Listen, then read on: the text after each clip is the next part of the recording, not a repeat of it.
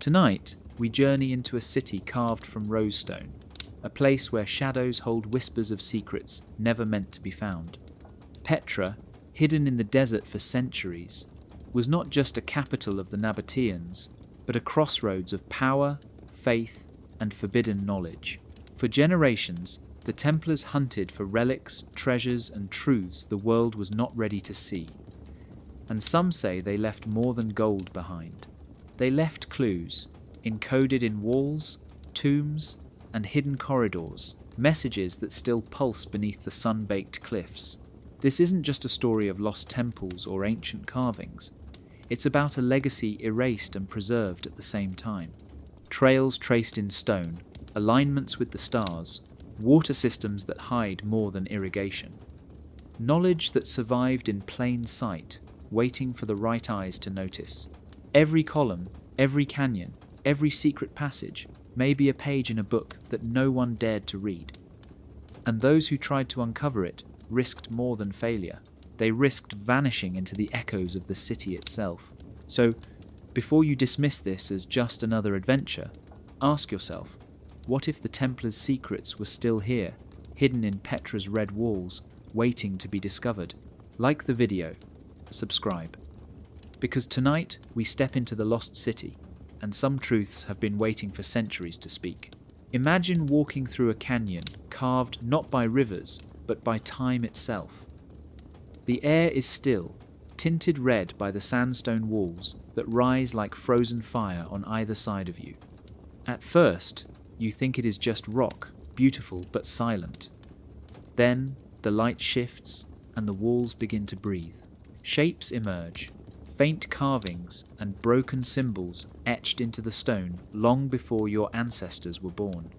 You feel as though the place remembers you, even if you have never been here before. This is Petra, the lost city of the Nabateans, hidden for centuries beneath layers of desert silence. But what if it was not just traders and kings who walked these paths? What if, long after the incense roots had gone quiet, another brotherhood found their way here? The Knights Templar, men sworn to God, yet obsessed with secrets older than scripture. Historians will tell you that the Templars vanished in the early 14th century, dissolved by the Pope and hunted by kings. But that is not entirely true. Some fled east, carrying gold, relics, and something far more valuable, knowledge, the kind that had to be hidden in plain sight. Imagine one of those fugitives standing before the rose-coloured cliffs of Petra around the year 1300, the desert wind wrapping his cloak, the call to prayer echoing from far-off hills. To him, these towering facades would not have been ruins but revelation.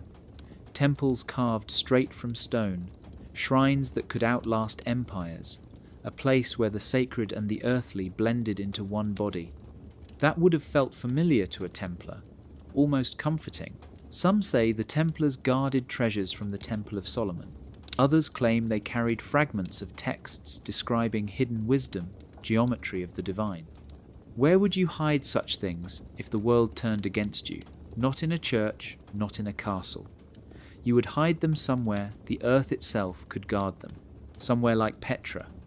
When Swiss explorer Johann Burckhardt rediscovered the city in 1812, he noted crosses carved faintly into the stone.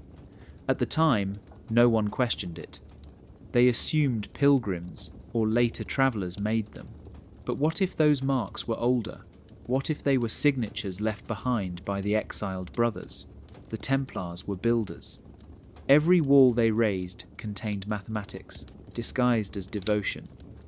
The facades of Petra are no different. Their angles align with solstices. Their chambers amplify sound like cathedrals. You start to wonder whether this was coincidence or inheritance. Did the Templars find Petra, or did Petra find them? Beneath the treasury, locals whisper of sealed doors that no one is allowed to open. Guides say they lead nowhere, but they say it too quickly, as if they have been told to. What if behind one of those doors lies not gold, but a vault of memory, scrolls that tell of a brotherhood that crossed worlds to protect a secret? The desert keeps its silence well, but even silence can hum if you listen closely. Maybe, just maybe, the red stones of Petra still whisper the names of knights who vanished yet never truly left. Long before the Knights Templar ever dreamed of secret vaults and sacred geometry, the Nabateans built a city that seemed to defy the desert itself. They rose from the shifting sands of Arabia, merchants turned engineers, carving their destiny into living rock. Petra was their masterpiece, a city hidden between mountains, veiled by narrow canyons and guarded by silence. To the outside world, it was invisible, a mirage of stone and shadow, yet within its walls, life flowed like a secret river. The Nabateans were not warriors. They were alchemists of survival. They turned the desert's cruelty into art, guiding water through miles of carved channels that twisted through rock as if drawn by a divine hand. In a land that should have been barren, they made fountains sing and gardens bloom. Rainwater collected in vast cisterns that lay beneath the streets, cold and clear, feeding baths and homes. To them, water was not just life. It was power, wealth, and devotion. Each drop stored was a prayer answered. As caravans crossed the incense routes, carrying myrrh, frankincense, gold, and silk from Arabia, Egypt, and India, Petra became a crossroads of empires. Traders from every corner of the ancient world passed through its gates. They spoke Greek, Aramaic, Latin, and tongues now lost to time. They brought ideas, faiths, and symbols that merged like pigments in a vast mural. The Nabateans did not erase these influences. They absorbed them. Their temples honoured both local gods and foreign ones. Al-Uzza, the morning star goddess, shared space with Isis, the Egyptian mother. Zeus stood beside Dushara, the god of the mountain. The people of Petra understood something simple and profound. Divinity was not confined to one name or face. It lived in the balance of opposites, in the curve of the stone and the flow of water. Every pillar and shrine was a message. Geometry turned into scripture. The facades glowed red and gold at sunrise, then cooled to purple by dusk. When wind moved through the canyons, it carried a low hum that sounded like a voice, ancient and patient. To stand in Petra was to stand inside a prayer, yet their brilliance was not enough to save them from time. Rome came, as Rome always did, and swallowed Petra into its empire around the year 106. Roads changed, trade routes shifted, and the lifeblood of commerce drained away. Then came earthquakes, silting rivers, and the slow march of sand reclaiming what it once yielded. The city that once thrived on whispers and incense fell silent. The Nabateans faded from history, leaving behind only the echo of their craft and the mark of their faith. But maybe their silence was not a defeat. Maybe it was protection, the kind that waits for centuries, until someone ready to listen walks the canyons again. Someone who will hear what the red stone still remembers. A story not of ruin, but of endurance. A story that begins with water and ends with wonder. There comes a time when even the most powerful cities vanish not in fire or conquest, but in silence. After Rome absorbed Petra into its vast empire in the early 2nd century, the hum of trade that once filled its canyons began to fade. The incense routes that had made it rich shifted north and west, drawn toward new ports and easier paths.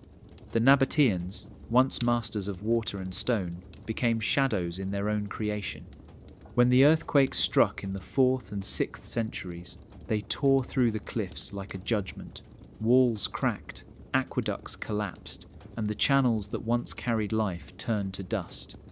The city's heartbeat slowed, its fountains fell still, and the last echoes of human voices dissolved into wind. For centuries, Petra slept beneath the desert's patience. The sand drifted higher, sealing doors and burying courtyards, while nomads whispered of spirits that haunted the ruins. Travellers who stumbled upon the red cliffs did not find a city, only ghosts carved in stone. Time became a veil, and behind it the memory of the Nabateans dissolved. To the outside world, Petra ceased to exist. Maps erased it, scholars forgot it, priests ignored it. Yet, in the silence, something strange endured. The stone itself seemed to remember. When sunlight struck the treasury at dawn, the walls glowed as if alive, breathing colour from deep within. At night, when the desert cooled and stars filled the canyon, the facades reflected a pale shimmer, like a memory refusing to fade. The Bedouin, who camped nearby, told stories around the fire. They said Petra was cursed, that an ancient king had hidden his gold inside the urn that crowns the treasury, and that any who tried to touch it would die. Others said angels guarded the place, their wings carved into the walls, their eyes turned to the stars. Over time, rumour became protection. The city remained untouched, not because it was forgotten, but because it was feared. And yet, the old roots never truly disappeared. Camel paths still wound through the valleys, faint and half erased, leading traders and wanderers who followed nothing but instinct. It was as if the land itself remembered where Petra lay, guiding those who sought it back through the narrow seek. Every civilization leaves behind ruins, but Petra was different. It was not destroyed. It was hidden, buried not by conquest but by design. Perhaps the Nabateans had understood something no empire ever could, that the only way to preserve a secret is to let it fall silent long enough for truth to be mistaken for myth. And so, for over 1,000 years, Petra became a rumour carried on desert wind, a place of red ghosts and lost gods. Until one day, in the early 19th century, a traveller in disguise would pull back the veil. But that is a story waiting to be told, and Petra, patient as ever, was waiting for him. It begins not with a gate, but with a slit of shadow in the sandstone. You step inside, and the world changes. The air cools, sound softens, and the sky narrows to a ribbon of blue high above your head. This is the Seek, Petra's sacred entrance, a mile-long canyon carved by ancient water and polished by time. To walk, it is to leave behind the ordinary world. Every curve of the path feels deliberate, like a ritual of passage. The walls rise taller with each step, closing in until light becomes liquid, sliding down the rock in slow golden waves.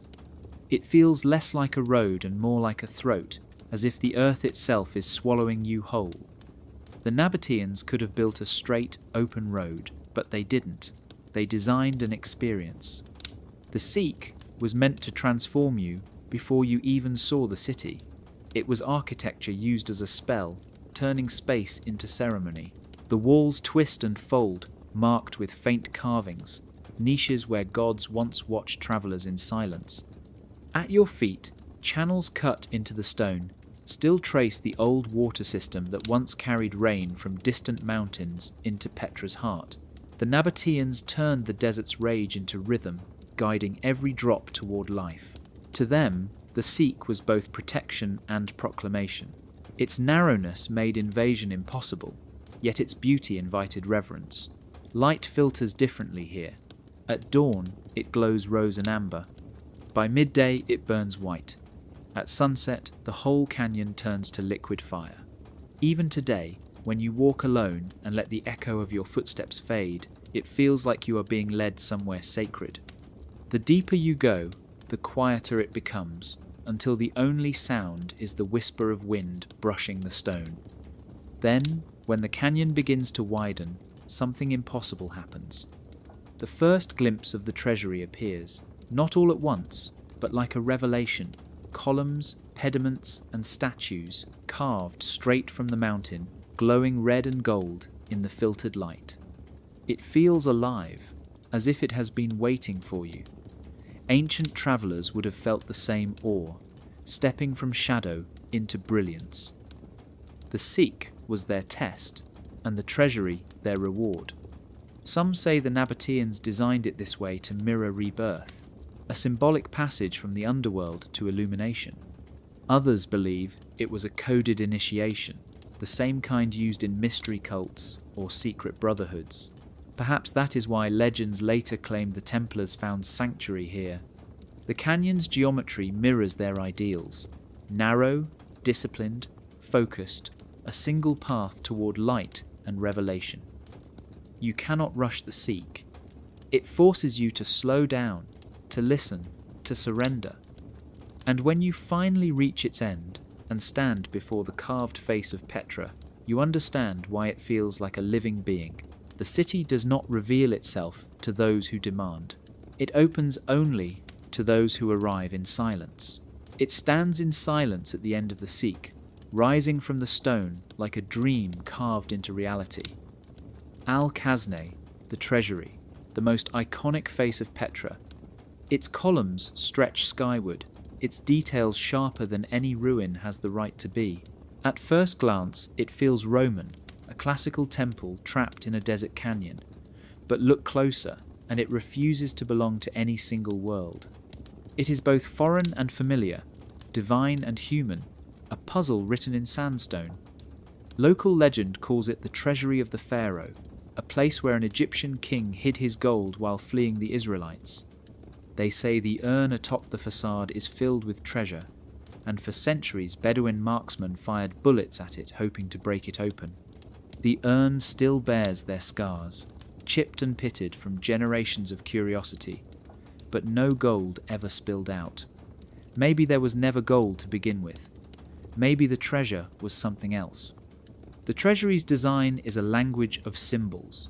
6 Corinthian columns hold up a broken pediment framing a central figure.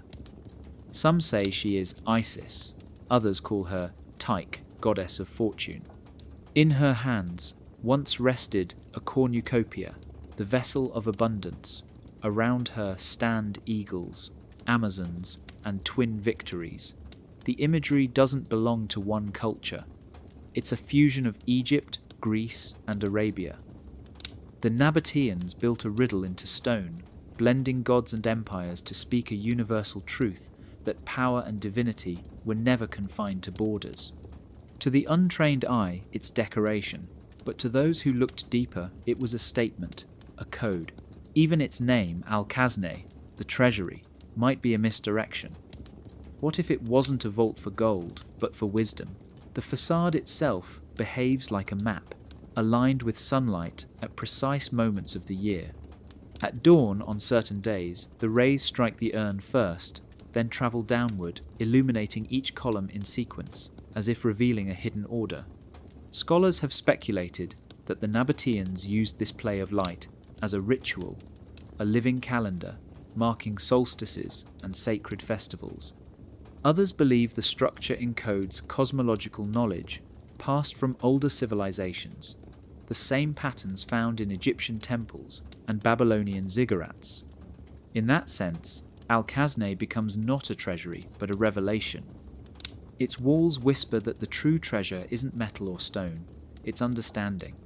The knowledge that the divine can be carved by human hands and still remain holy. Perhaps this is why centuries later, when rumours spread of the Knights Templar wandering the east, whispers linked them to Petra.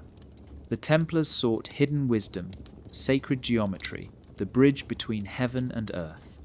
Standing before Al-Khazneh, one could imagine them recognizing a kindred code, an ancient counterpart to their own mysteries. The treasury's riddle endures because it was never meant to be solved, only remembered. It stands as a question carved in red stone, asking every traveller the same thing: what do you seek, gold or truth? In a land where rain falls only a few days a year, water should have been Petra's undoing. Instead, it became the secret to its survival. The Nabateans were not just traders or architects. They were engineers of the impossible. They mastered the one element that ruled the desert and turned it into their silent weapon. Every drop of rain that fell on the surrounding cliffs was caught, guided, and stored with mathematical precision. The city was carved not just into stone, but into the veins of the land itself. Look closely at the canyon walls, and you'll see thin channels carved along their edges. These were not decoration. They were arteries, carrying water from distant catchment areas through a network of gravity-fed aqueducts. Some were narrow, as a hand's width. yet they stretched for miles, sloping gently so the flow never broke. The Nabateans even lined them with plaster to prevent seepage, proof of a technology centuries ahead of its time. When flash floods came roaring through the Seek, they didn't destroy Petra. The water vanished into hidden tunnels, redirected into cisterns carved deep beneath the city. At the height of its power, Petra could store millions of litres of fresh water, enough to feed thousands and outlast a siege. This was more than engineering, it was strategy. To control water was to control life. The Nabateans turned scarcity into dominance, their invisible rivers granting them wealth and influence across the desert. They sold water to caravans, to travellers, to kings. Yet their system held another layer, one that feels almost mystical. Some scholars call it hydromancy, the sacred manipulation of water for both utility and ritual. Many of Petra's temples were built near springs or reservoirs, suggesting a connection between purity and divinity. Water was not just stored, it was sanctified. The flow itself became a prayer, a moving offering to unseen gods. The symmetry of their channels mirrors patterns later found in medieval manuscripts describing sacred geometry. The lines converge, spiral, and branch, as if encoding knowledge beyond mere utility. This has led some researchers to wonder if the Nabateans guarded secrets that predated even them, knowledge that may have flowed forward, carried in symbols, into later orders who sought mastery over nature and spirit alike. The Templars, centuries later, were known to build fortresses near water sources that mirrored Petra's hydraulic principles. Coincidence, perhaps, or inheritance. Some even suggest that remnants of Nabatean technology were rediscovered by pilgrims during the Crusades, their designs quietly copied and transported back to Europe. The connection may be invisible, but the pattern is there. Petra's true treasure was never gold. It was water, the element they bent to their will, the force they hid in plain sight. Even now, when rain touches the red cliffs, you can hear it whispering through the old channels, a song of balance and control, of wisdom that endures when kingdoms crumble. It is a reminder that mastery of the hidden is the oldest kind of power, and the one that never truly dries. By the 12th century, the winds of the Crusades swept across the Middle East like a fever. Kingdoms rose and fell beneath banners marked by crosses, and somewhere between the power of faith and the lure of the unknown, the Knights Templar carved their legend. Most records place them in Jerusalem, Acre, and the Holy Land's fortified ports. Yet scattered in the southern deserts of Jordan, high above the silent city of Petra, archaeologists have found something strange. Carved crosses on canyon walls, ruins of stone outposts perched on impossible cliffs, watchtowers overlooking the red valleys, marks that whisper the presence of crusader boots where history swears they never marched. The official chronicles make no mention of a Templar expedition this far south. Petra, by then, was long forgotten by the West, swallowed by time and sand. Yet here, near the Shobak and Al-Wuaira fortresses, evidence emerges of medieval occupation, unmistakably tied to knightly orders. The stones bear the same chisel marks found in Templar strongholds across Palestine. A cross patée, faint but deliberate, rests on the wall of a ruined chapel facing the desert, and nearby a carved symbol of two riders sharing a horse, the ancient emblem of the order. Coincidence, perhaps, or proof that the knights sought something beyond conquest. The geography around Petra was perfect for secrecy. Narrow valleys, winding passes, endless canyons. Anyone seeking refuge or hiding knowledge would find sanctuary here. The Crusaders were not mere soldiers. The Templars especially were scholars, architects, and mystics. Their interest stretched beyond relics and relic trade. They hunted for ancient wisdom, lost sciences, sacred geometry, and the remnants of civilizations that had touched the divine. To them, the desert was not empty. It was a library written in stone. Imagine a patrol of knights riding through the Seek at dawn, their torches flickering against the canyon walls. the sound of hooves echoing where Nabatean merchants once walked. Perhaps they saw the treasury and mistook it for a temple of their own god, its columns glowing like stained glass beneath the rising sunday. They may have prayed there, leaving crosses carved as marks of gratitude or claim. Others believe they came searching for something left behind. Rumours of ancient maps, of hidden water networks, or relics buried beneath the red cliffs. The Templars' obsession with secret knowledge was legendary. If Petra held even the echo of divine architecture, it would have called to them. The hilltop fortresses nearby could have served as observation posts or sanctuaries, protecting routes that led toward the city's forgotten heart.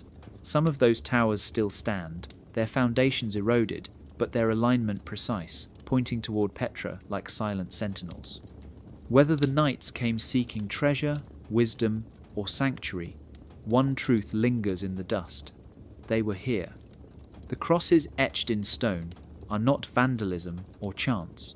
They are signatures. And in those markings lies a bridge between two lost worlds. The Nabatean and the Templar. Both builders of mystery, both vanished into silence. Yet both left symbols, meant to be found only by those who still look closely. High above the desert floor, where the wind cuts like a blade and the horizon stretches forever, two fortresses rise from the dust like twin sentinels, Shobak and Kerak. Built by Crusader hands in the 12th century, these castles once guarded the edges of the Kingdom of Jerusalem. They were not merely military outposts. They were statements of control, carved into stone as symbols of faith and defiance. Shubak, known then as Mons Regalis, stood like a crown over the trade routes that once fed the Nabatean Empire. Its walls, rough and thick, were designed to withstand sieges and sandstorms alike. From its towers, knights could see for miles across the red valleys, watching the paths that led toward Egypt, Arabia, and the lost canyons of Petra. Kerak, larger and more brutal, anchored the northern flank of this frontier. Its vaulted halls and deep cisterns spoke of wealth and strategy, but its position was what made it sacred to the Crusaders. It sat astride the road between the Dead Sea and Aqaba, the artery connecting the holy cities to the sea. Together, these fortresses formed a chain, a defensive arc that stretched across the desert. And right between them lay Petra, silent, half-buried, and waiting. Historians often treat these castles as isolated bastions, but when you trace their lines on a map, the geometry becomes curious. The distance from Shobak to Petra and Petra to Kerak forms near-perfect triangles when connected to other Crusader strongholds. Geometry was no accident for the Templars. They built with intention, aligning fortresses not only for defense but for meaning. Some researchers believe these alignments followed ancient routes mapped by older civilizations.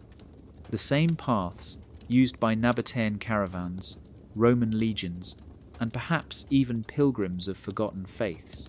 The Crusaders may have discovered what others had already known, that Petra's location was more than convenient. It was powerful. The canyons offered natural protection, and the Nabatean water systems, still partially intact, could sustain travelers or small armies.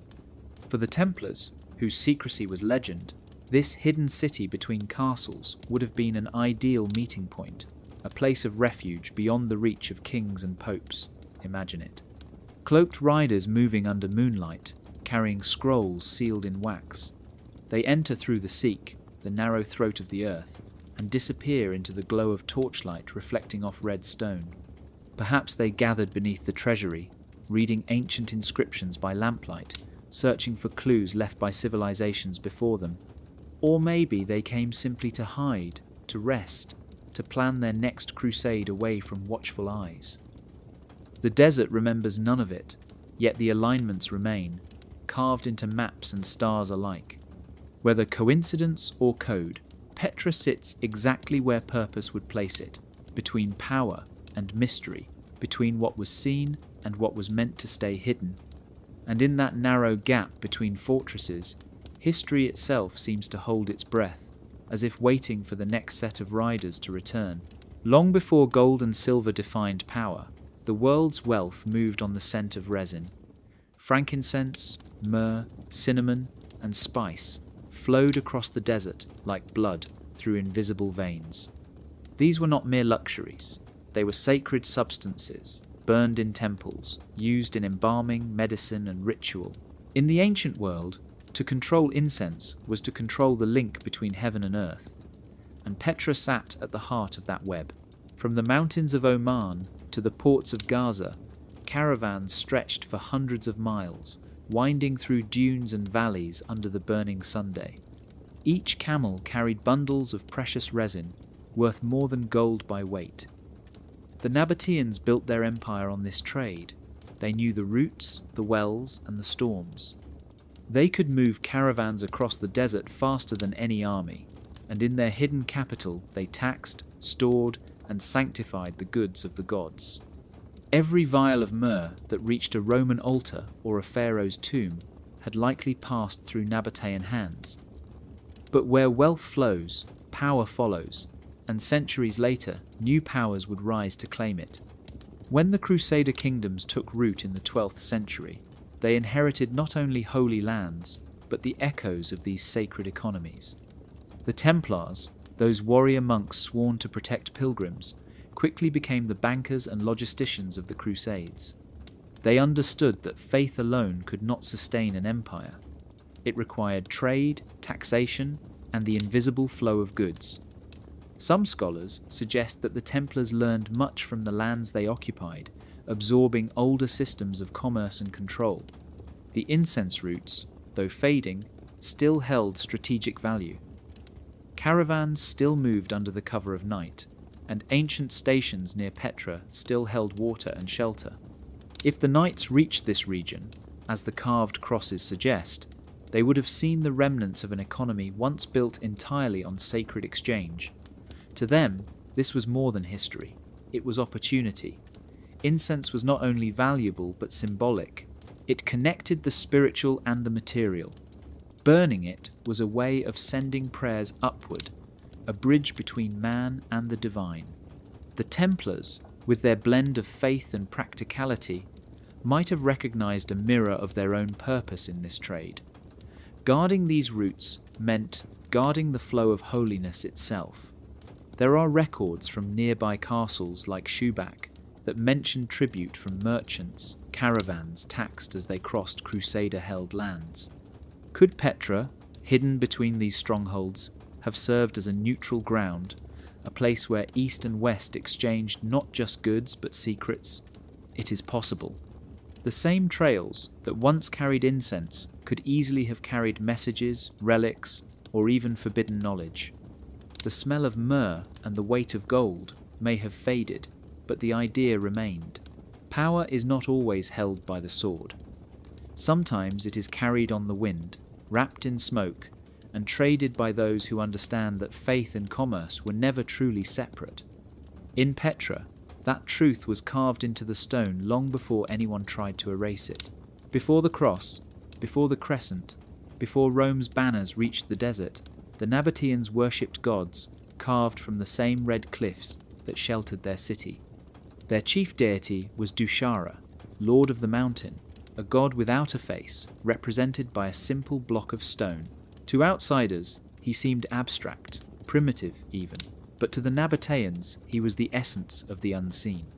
His name meant the one of Shara, the sacred mountain that loomed above Petra, and his power was said to flow through the rock itself.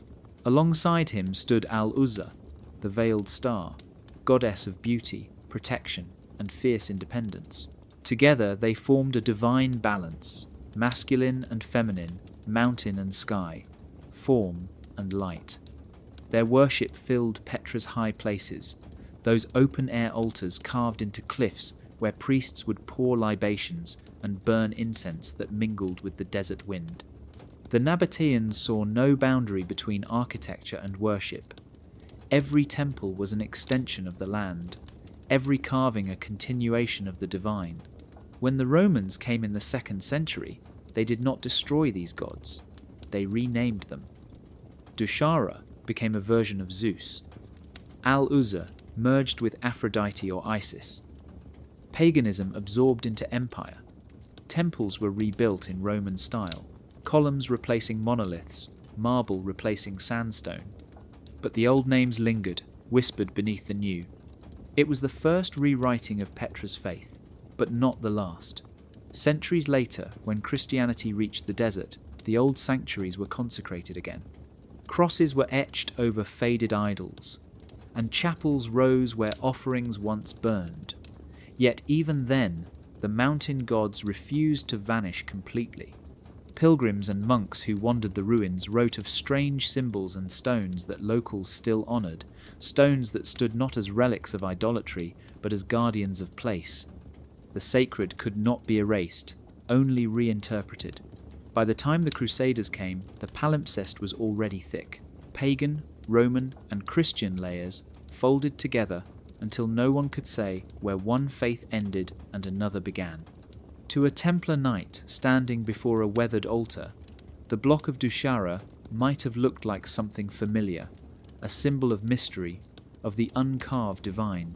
The goddess Al-Uzza, long veiled in starlight, might have reminded them of another veiled woman, Mary, whose image also bridged heaven and earth.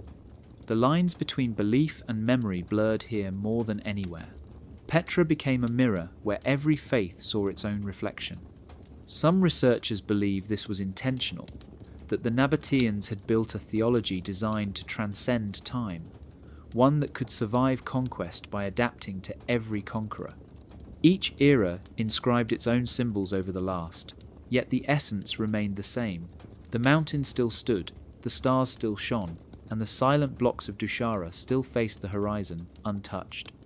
Even now, when the sun sets over the red cliffs and shadows stretch across the high places, it feels as if something ancient is still watching, patient and unbroken. The gods may have changed names, but they never truly left. In Petra, divinity was not painted in faces or clothed in form. It was geometry, pure and absolute. The Nabateans worshipped through shapes, and their gods lived within stone. These sacred stones were called betels, from the ancient word for the dwelling of God. To look upon one was to see both nothing and everything. They were cubes, pillars, and obelisks, cut directly from the living rock, their edges precise, their surfaces smooth as if touched by wind for centuries. No eyes, no mouths, no human features at all, just balance, just symmetry. In a world filled with idols shaped like kings and creatures, the Nabateans chose abstraction. Their gods breathed through silence. Each betel represented the eternal made visible, the divine reduced to its essence. They placed them everywhere, from cliffside altars to hidden chambers deep within the city. Some stood alone in the desert, like markers of unseen power. Others were carved beside doorways, watching every traveller who passed. The most sacred of them represented Dushara, the god of the mountain, but others carried the presence of celestial beings, ancestors, or guardians of water. Their simplicity was intentional. To the Nabateans, divinity did not need a face, because the world itself was the face. The shape of the cube carried meaning across ages. 4 sides for the earth, one unseen for the heavens. The cube was stability, the meeting point of spirit and matter. When sunlight struck a betel at the right hour, the shadow it cast formed perfect angles. Geometry turned into scripture. It is easy to see how later eyes, especially those trained in sacred design, would have recognized something familiar here. The Templars centuries later would use similar symbolism in their architecture and their codes. To them, proportion and number were not decoration but revelation. Their cathedrals followed the same laws of balance, each arch a prayer, each line a link to something higher. The betels of Petra, ancient and mute, carried that same message in raw form. They were theology expressed through geometry. Some researchers have even noted that certain Templar chapels built in the 12th century share the same cubic dimensions as Nabatean shrines, as if the language of sacred measure had survived the collapse of civilizations. Whether by coincidence or inheritance, the echo is undeniable. When you stand before one of Petra's beetles, it feels alive. The air around it hums faintly. The stone seems to listen. Bedouins who pass by still treat them with quiet respect. They call them the stones that breathe. It is said that at night, when the moon is full, the betals catch its light and glow softly, as if awakening. Perhaps they remember what we have forgotten. That holiness can be simple, that form can hold meaning without image. The Templars would have understood this. For both the Nabatean priest and the knight in white and red, stone was never just stone. It was a vessel, a cipher, a conversation with the infinite, waiting for those who knew how to read its silence. At first glance, Petra's streets seem carved for beauty alone, a city built to astonish the eye. But when night falls and the desert sky unfolds, another layer of meaning reveals itself. The city does not just rest beneath the stars, it speaks to them. Every line, every angle, every facade seems to echo something above. The Nabateans were traders, yes, but they were also astronomers, watchers of the heavens who measured their lives by light. The desert taught them that navigation was survival. Stars were not distant ornaments, but living maps, guiding caravans through endless dunes. Yet for them, astronomy went beyond direction. It became devotion.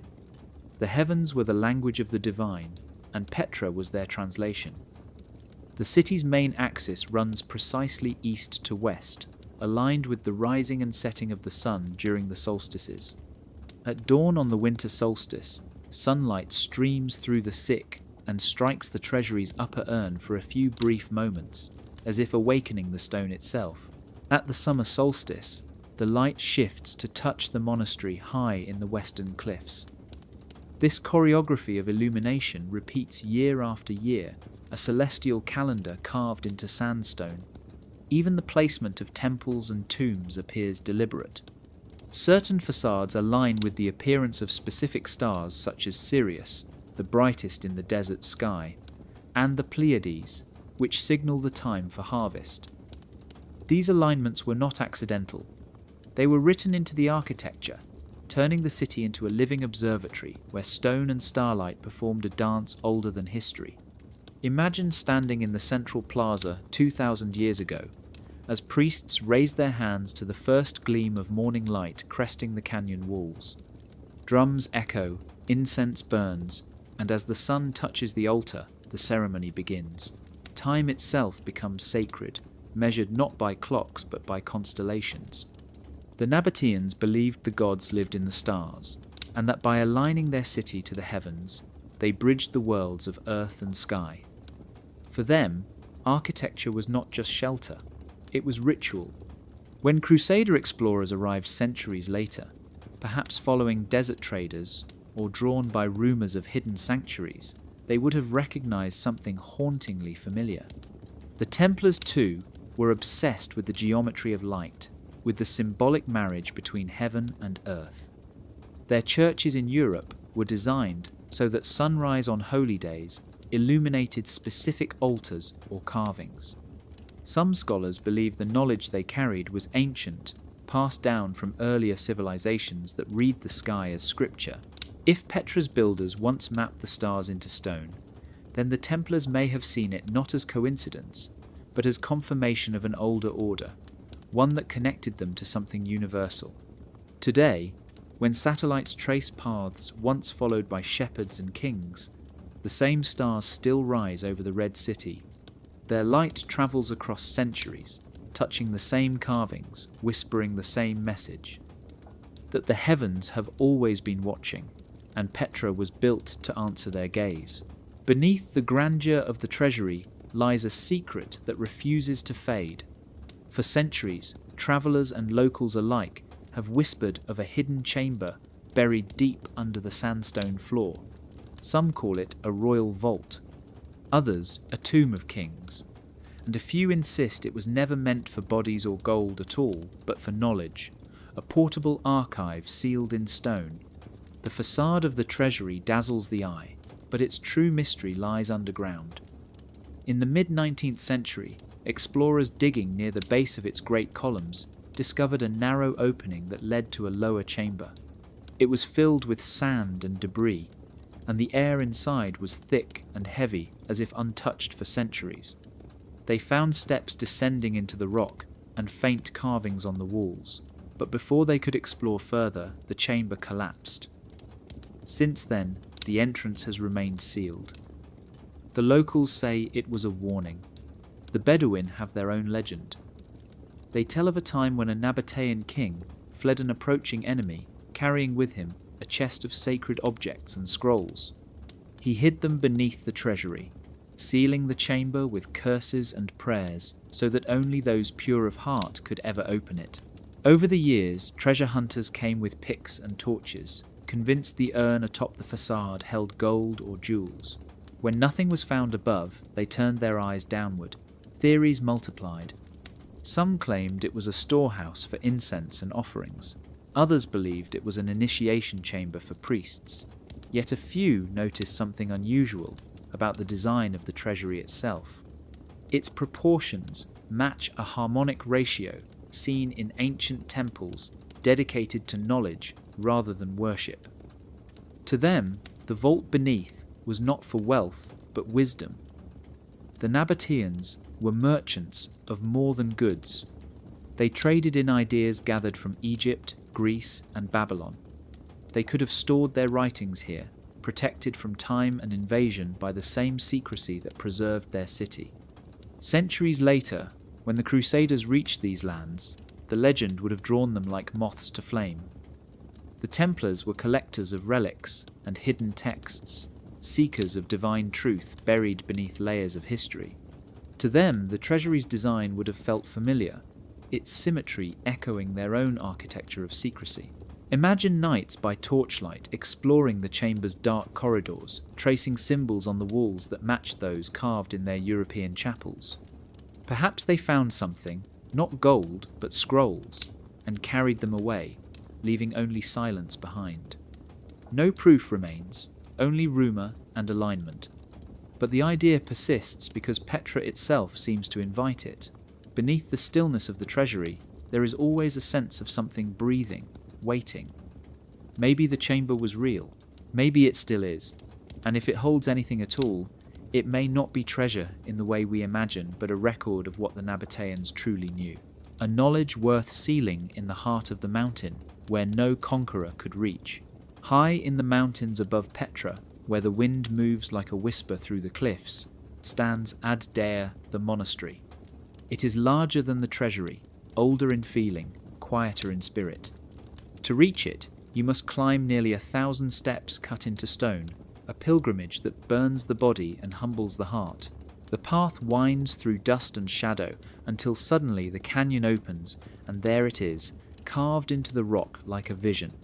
Its facade glows with sunlight, its columns weathered but unbroken, its doorway vast enough to swallow a caravan whole.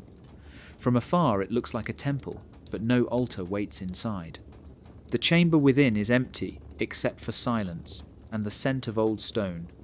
Yet when the sun reaches a certain point in the sky, that emptiness fills with light. On the winter solstice, when the sun's arc sits lowest on the horizon, a single beam pierces the doorway and strikes the back wall with perfect precision. For a few moments, the monastery becomes a lantern. The light expands slowly, bathing the chamber in gold, then fades just as quickly. It is a moment that lasts less than a breath, but carries the weight of centuries. The Nabateans built this not as coincidence, but as calendar. They knew the language of the Sunday. They measured time not by counting days, but by watching its movement through shadow and fire. Ad Dea was their solstice temple, a place where heaven touched earth in rhythm. To them, the solstice marked rebirth, the turning of the year, the return of light after darkness. Perhaps they gathered here to perform rites of renewal, to pray for balance and favour from the gods of the mountain and sky. Some believe the structure was later converted into a Christian chapel during the Byzantine period, the old rituals replaced with new prayers. The solstice glow remained, transforming from a pagan sign into a symbol of divine illumination. When Crusader scouts arrived in the region, centuries later, the monastery would have caught their attention instantly. Its sheer size and isolation made it both fortress and sanctuary. Its alignment with the sun would not have gone unnoticed by those who worshipped light as symbol and code. The Templars were obsessed with solar geometry. Their chapels in Europe often aligned to holy days marked by sunrise or sunset, and their emblem, the cross itself, represented the intersection of heaven and earth, light and form. Ad-Dir might have seemed to them more than a ruin. It was a cipher, a mountain cathedral whose light revealed a secret language. The solstice glow could have served as a marker, a time to gather, a celestial appointment known only to initiates. Even now, travellers who witness the event describe a strange stillness that falls when the beam first appears, as if the mountain itself exhales. In that silence you feel the echo of every ritual ever performed there, pagan or Christian, ancient or imagined. Ad-Dir still remembers the dance of the sun, and in its glow the desert briefly remembers its gods. The path to Petra's high places is steep and silent. The air thins, the city fades beneath your feet, and the wind begins to sound like a hymn sung by the cliffs themselves. Here, on these mountain plateaus, the Nabateans built their oldest and most sacred sanctuaries. They called them high places, open-air altars carved into the living rock. No walls, no roofs, no idols, just the sky. It was worship stripped to its essence, a conversation between man and the elements. Standing there, you can feel what they must have felt, that strange pull between fear and reverence. The wind carries the scent of dust and myrrh, and every stone underfoot bears the marks of ritual. Steps cut into the cliff lead to altars, offering basins and drainage channels for blood or water. The sacrifices made here were not random. They followed a rhythm timed with the stars, the moon, and the turning of the seasons. To stand at the edge of a high place was to stand at the border between the seen and the unseen. When dawn broke, the sun rose exactly where the priests expected it to, striking the altar in gold and fire. The act of offering was both ceremony and science, a moment where geometry, astronomy, and faith became one. Some rituals may have been peaceful, vows, blessings, dedications of harvest. Others were darker. The knives found near certain altars suggest sacrifice, maybe of animals, maybe of men. Yet the silence up here feels too calm to imagine cruelty. Perhaps these blades were not meant for slaughter but for oath, a knife to draw blood for a promise, a covenant sealed not before crowds but before the cliffs. The Nabateans believed the mountain itself was alive, that its spirit demanded respect and truth. To lie on a high place was to invite divine retribution. Centuries later, when Crusader scouts wandered these ridges, they too must have felt the strangeness of these summits. The Templars, sworn to secrecy and bound by sacred vows, might have recognized these platforms for what they were, places designed for initiation, no witnesses, no audience, only sky and stone. Imagine a handful of knights standing where Nabatean priests once stood, their white mantles snapping in the wind. They raise their swords to the sun, taking oaths no chronicler ever recorded. The cliffs would have understood. Both the Templars and the Nabateans shared a language older than scripture, a belief that truth is spoken best in silence. Archaeologists today still find small altars carved into impossible heights, unreachable without courage or faith. They wonder why anyone would build so far from the city, so high that only the wind could hear. But the answer is simple. To rise above the world was to rise closer to the divine. The high places were not meant to be seen. They were meant to be felt. And as the wind hums through the carved stones, it still carries the echo of vows made without witnesses, promises that the desert has never broken. The walls of Petra speak, but not in one voice. Every surface holds a sentence, every carving a name, every chisel mark a memory. The city is not written in one language, but in many, layered like sediment, one civilization speaking over another. The earliest inscriptions are Nabatean Aramaic, flowing and curved, scratched into tomb entrances and canyon walls. They tell of merchants, families, and kings who wanted their names remembered in stone. To the Nabateans, carving a name was not just remembrance, it was resurrection. As long as the letters endured, the spirit lived on. But time has no mercy. When Rome came, Latin and Greek joined the conversation, cutting sharp edges into the soft red rock. The letters changed, the meanings shifted. Words of devotion replaced words of lineage. A god once called Dushara was renamed Zeus. The goddess Al-Uzza became Aphrodite. Yet the old inscriptions were never fully erased. They linger beneath the newer carvings like ghosts of another tongue. Centuries later, Christian pilgrims arrived and etched crosses beside pagan names. Some carved their symbols carefully, merging them into the old texts. Others struck through the Nabatean letters entirely, as if silencing the past. But stone remembers even what the chisel tries to hide. Beneath the crosses, faint outlines of older words still glow when the light hits just right. Scholars studying these inscriptions noticed something strange. Certain names appear intentionally misspelled, letters reversed or inverted, as if hiding a code. In some places, the errors repeat too consistently to be mistakes. One theory suggests that these deliberate distortions were acts of reverence or rebellion, ways to preserve forbidden names under the guise of error. Others believe they were messages meant only for the initiated, symbols of a brotherhood that stretched across faiths and centuries. To carve incorrectly might have been a form of protection, a way of writing truth in disguise. When Crusader knights reached this region, they too left marks. Simple crosses cut into the sandstone near ancient tombs, sometimes beside Greek words, sometimes over Aramaic ones. Their presence completes the pattern, a palimpsest of belief. Nabatean, Roman, Christian, all etched into the same walls, none fully erasing the other. It is as if Petra itself became a manuscript, rewritten by every hand that passed through it. And within that layered text lies something deliberate.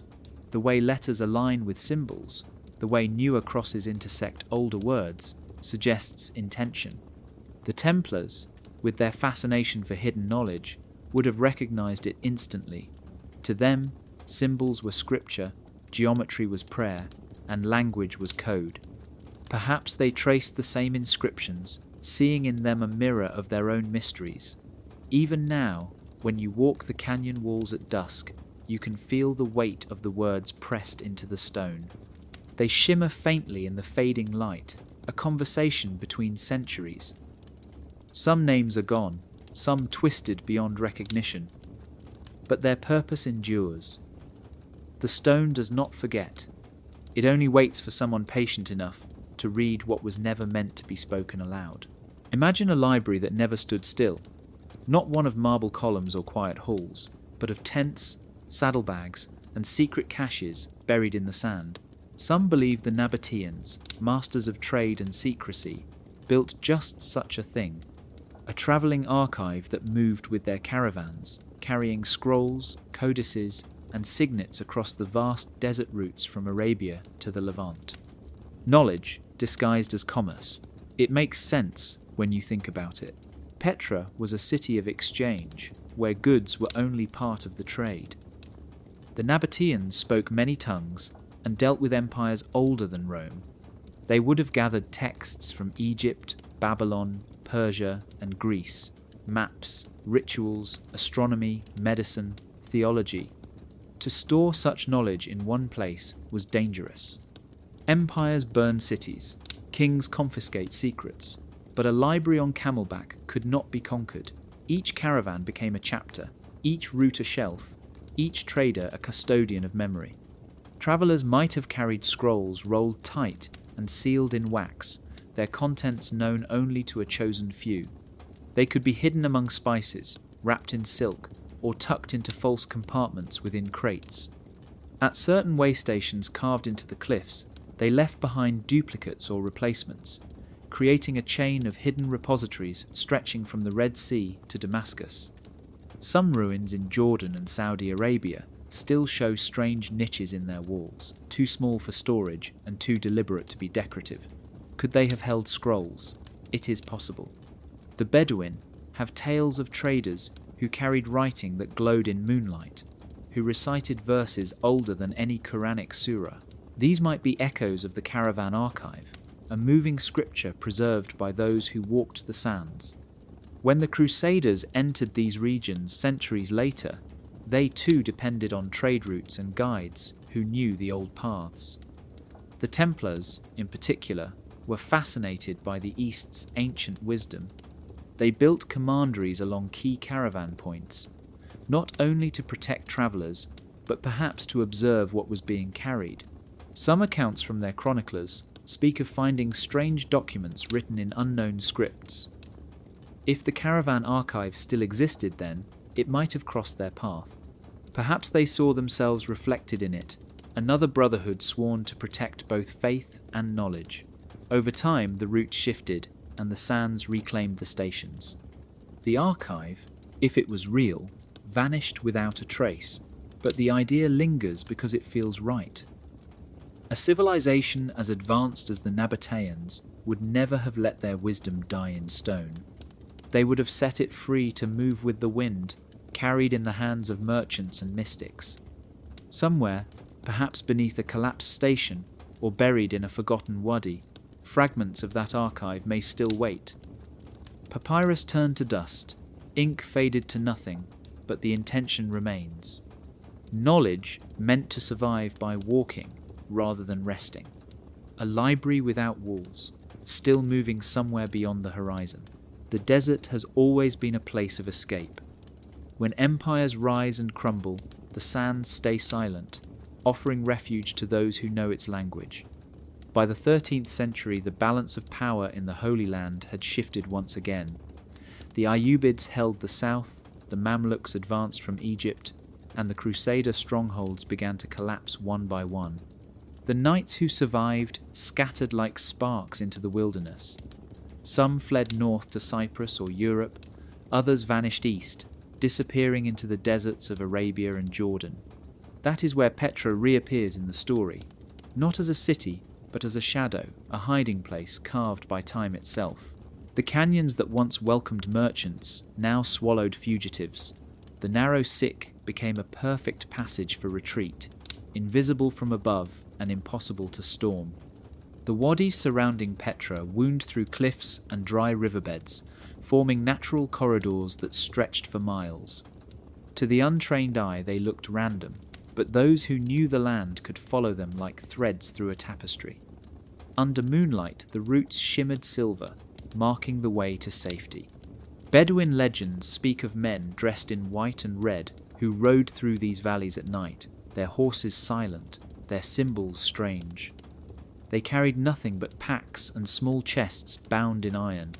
Some say they were knights fleeing from the fall of Kerak or Shobak, carrying relics or scrolls that could not fall into enemy hands. Others believe they were remnants of a brotherhood older than the Crusades, moving not out of fear but out of purpose, following paths mapped long before their birth. The desert gave them cover. The stars guided them. Petra became their sanctuary, its empty chambers a place to rest and hide what must never be found. There are stories of tunnels beneath the cliffs, narrow shafts leading to secret vaults sealed with carved stones. Local tribes avoided those places, claiming the air inside was cursed or hollow. In truth, it might have been protection by reputation. Fear was a wall stronger than any fortress. When the Mamluks finally swept across the region in the late 13th century, they reported no sign of the Templars in the southern deserts. But scattered crosses carved into canyon walls tell a different story. They mark not conquest, but passage, each one a waypoint for those who came after. A secret trail across a silent land. The Templars knew the desert as both prison and freedom. It tested their endurance but kept their secrets. Even when the order was officially destroyed in the early 14th century, Rumors persisted that some had survived by blending into local tribes, adopting new names, guarding whatever they had carried from the ruins of their castles. Perhaps Petra was their last meeting point, the crossroads between flight and faith. When you walk its wadis at night, the wind seems to follow you. It moves as if remembering footsteps long erased, whispers of riders who once vanished into the darkness and became part of the desert's story forever. The desert trails that once guided shadows of knights and scholars now stretched toward the sea. From Petra, the paths wound south to Aqaba, where the red waters lapped quietly against wooden hulls ready to carry more than spices and silk. Here, in the harbours, knowledge disguised itself as cargo. Scrolls wrapped in oilskin, codices bound in leather, small chests containing artifacts of power, were loaded onto vessels that seemed ordinary to merchants, but extraordinary to those who understood their import. Sinai lay across the water, a jagged spine of mountains guarding monasteries and hidden passes. Pilgrims walked these lands, unaware that some carried items forbidden to even the most powerful rulers. The routes to Acre, the Crusader stronghold on the Levantine coast, were especially treacherous, yet essential. Ships sailed under the cover of dawn or dusk, avoiding patrols while moving documents and relics that could shift the balance of knowledge in Europe. The sea became a highway as old as the Phoenicians. Islands scattered across the eastern Mediterranean acted as waypoints, their hidden coves and bays perfect for clandestine drops. The Templars understood this, their sailors skilled not just in navigation, but in secrecy. Every knot of rope, every barrel of goods might conceal a fragment of a map, a fragment of a lineage, or a coded message. Merchants whispered of unusual cargo, gold turned into ink symbols, chests that were heavier than their contents suggested. And yet, even amid danger, the network thrived. From the ports of Cyprus to Rhodes, knowledge flowed like a secret river, invisible to those who did not know where to look. In the early 14th century, when Europe seemed to tighten its grip on the Holy Land, these maritime routes became lifelines for ideas too dangerous to remain on land. Monks, scribes, and former knights collaborated silently, each aware that a single misstep could undo centuries of careful preservation. Ships carried not just documents, but understanding, the teachings of orders and brotherhoods hidden under layers of mundane commerce. Travellers spoke of lights flashing across the water at night, signals from one vessel to another, guiding the transfer of precious cargo. These signals were not merely practical, but ritual, a coded choreography of survival. And when the vessels reached islands like Crete or Rhodes, the cycle continued. Archives were moved from caves to hidden chambers in monasteries or castles, each location chosen for its obscurity and protection. Knowledge was folded, layered, and dispersed, ensuring no single storm or raid could erase it. By the late 14th century, the trail from rock to sea had become a network across continents, invisible yet unbroken. What began in the red sandstone of Petra now whispered across oceans, carried by tides and tides of history, waiting for the right eyes to find the pattern and understand the message it had preserved for centuries. The desert is not empty. To the untrained eye, it is rock, sand, and wind. To those who have listened for centuries, it is a map, a story, a living guide. The Bedouin tribes, who roam the canyons and wadis around Petra, know its secrets better than any scholar with parchment and quill. Their songs carry directions hidden in rhythm and rhyme, melodies that encode valleys, cliffs, and hidden springs. Stories passed down from parent to child warn of places where the ground is hollow, of cliffs that conceal caves, and of corridors that twist to confuse outsiders. It is not magic, but memory, sharpened by necessity, honed by generations who survived where others perished. These men and women know which paths vanish under moonlight and which waters appear only after rare rains. Some paths lead to ancient cisterns still holding clear water, others to lost monasteries where the wind hums through carved halls.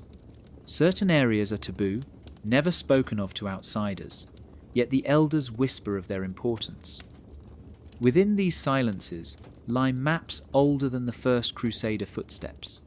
Travellers who sought Petra in the past often relied on Bedouin guides, without realizing that the guidance was as much about protection as it was navigation. Some routes led safely through treacherous canyons, others avoided potential thieves, and still others guided seekers to places intentionally hidden from the world. Guardians of these secrets understood the value of discretion. A map drawn on paper might be stolen or destroyed. A story sung in the right cadence survives every flood, every raid, every conquest. In the 14th century, when the Templars and other knightly orders moved through the region, they relied on these custodians more than any official record. The Bedouin were not merely guides, but stewards of a network of hidden locations, water caches, and ancient ruins.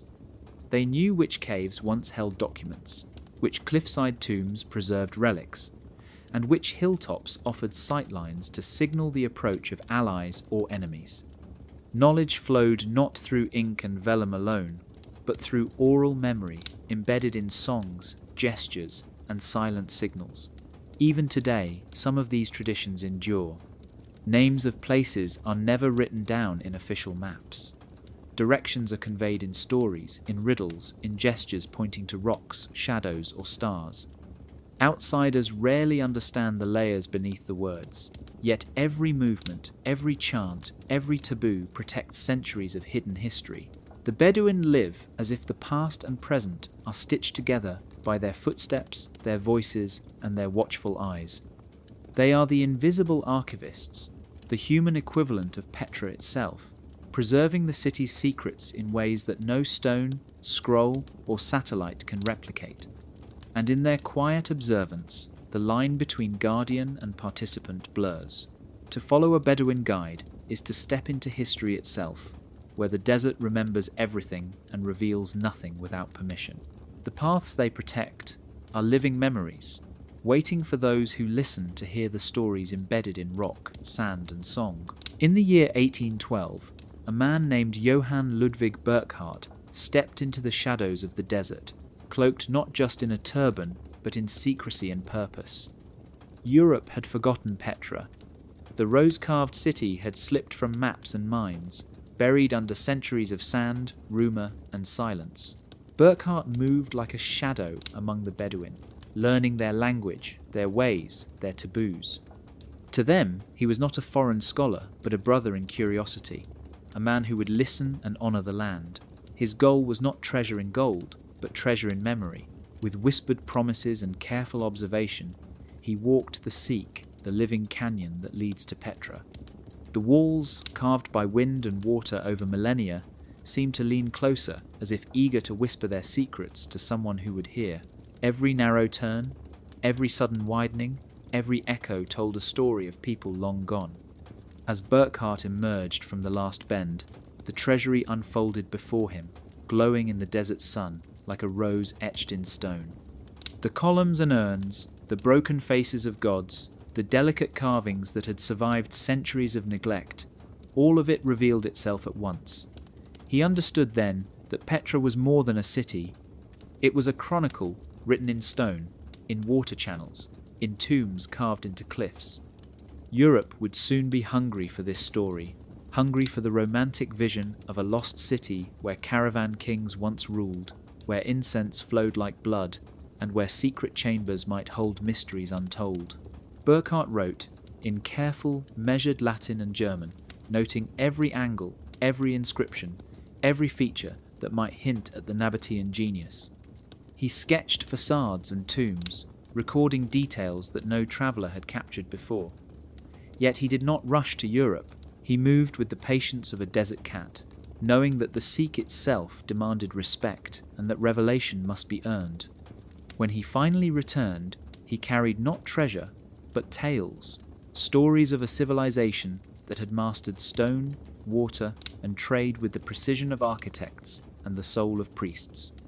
European scholars read his accounts with wide eyes, imagining rose-red cliffs, hidden tombs, and the faint echo of caravan bells. For the first time in centuries, the world beyond the desert walls began to see Petra not as a myth, but as a living memory. Burckhardt's rediscovery was more than an expedition. It was a reopening of a doorway to history, a reminder that the past waits quietly, patiently, until someone willing to listen comes along. His work ignited a wave of fascination. Artists, explorers, and scholars would follow, each drawn by the mystery of the Rose City and the tantalizing possibility that its stone walls still held secrets meant for those who dared to see them. And yet, Petra remained in the desert, patient and knowing. Its corridors, tombs, and terraces waited not just for eyes, but for understanding, for respect, for the quiet promise that its stories would not be stolen, but honored.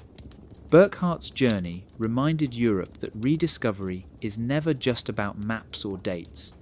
It is about listening to silence, reading stone, and walking where others dare not tread. The city had awakened, and the world would never forget the Sikh again.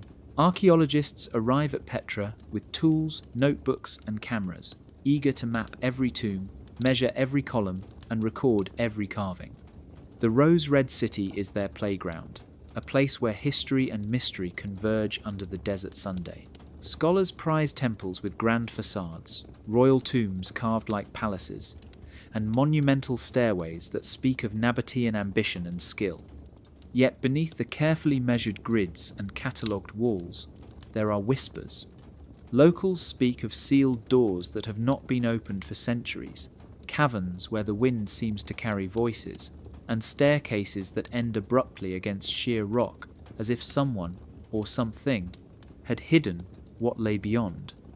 The guides warn of unsafe passages, misaligned steps that shift underfoot, and tunnels that seem to breathe. These warnings are half caution, half respect, and half fear of secrets better left untouched. Rumours cling to Petra like dust in the Sunday. Some say that beneath the treasury lies a chamber that has never been explored, a vault cut deep into living rock, hidden behind a false wall that only aligns with sunlight at the summer solstice. Others insist that the monastery, Ad-Dir, holds a subterranean passage that leads to lost archives, scrolls of Nabatean knowledge and crusader codes, tucked away so that only initiates might ever see them. Archaeologists record what they can see, but the stories endure in whispers between the tourists and the guides, in the hushed conversations beneath the arches, and in the margins of field journals. Every misaligned step, every cracked door, every hollow echo carries a memory that resists measurement. Some modern explorers attempt to pry open these spaces, but Petra itself seems to push back. Rock slides and hidden shafts conspire to obscure what was never meant to be revealed. And yet, the allure of the unknown is irresistible. Researchers pore over maps, looking for alignments that might hint at hidden chambers or secret corridors. They examine inscriptions for coded messages, symbols repeated like a language that has long since been forgotten. Each spadeful of sand holds the promise of revelation, or the risk of awakening something old, something patient. Travellers who descend into less explored wadis report strange sounds, the faint smell of incense, and the unsettling sensation that Petra watches them. Rumours and reality mingle here, forming a tapestry that no excavation can fully unravel. Petra is both open and closed, inviting study while guarding its deepest secrets with patience measured in centuries. Archaeology prizes temples and tombs, but it cannot fully capture the city's memory, the lingering presence of what was hidden, or the echoes of those who walked these corridors long before Europe set its gaze on the rose-red cliffs. In Petra, discovery is never complete. Every spadeful of dust is a question, every sealed door a silent story, every misaligned step a reminder that some histories exist not to be owned, but to be felt, to be honoured, and perhaps to be left alone. High above Petra, drones hum over the rose-coloured cliffs, their lenses capturing every fissure, every carving, every shadow that clings to stone like memory. Below, scanners sweep across facades, recording depth, angle, and subtle variations, invisible to the naked eye.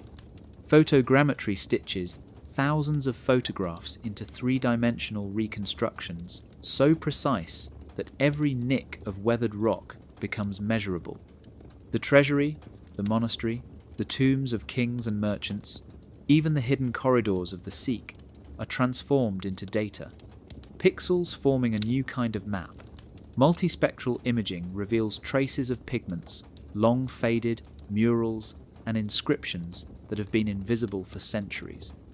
The ghostly handwriting of Nabatean priests, crusader knights, and secretive travellers encoded into the walls.